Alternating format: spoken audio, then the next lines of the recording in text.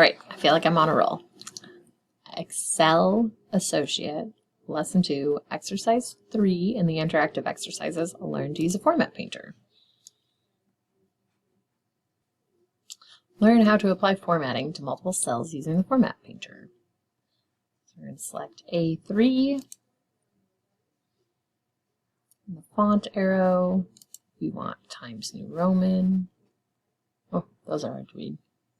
There's Times New Roman. Times New Roman and bold.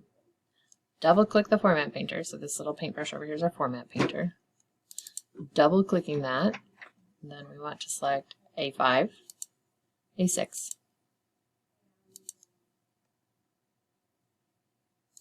So you're going to let me select A5, A6.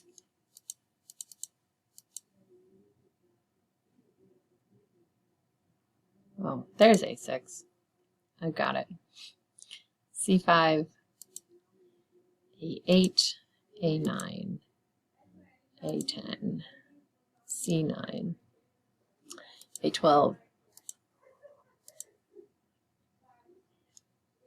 Yeah, C9, got that. C10.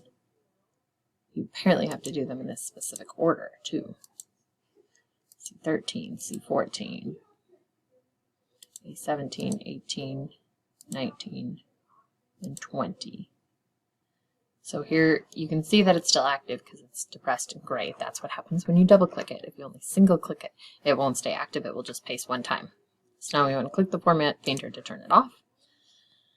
Then we're going to go to B3 and font.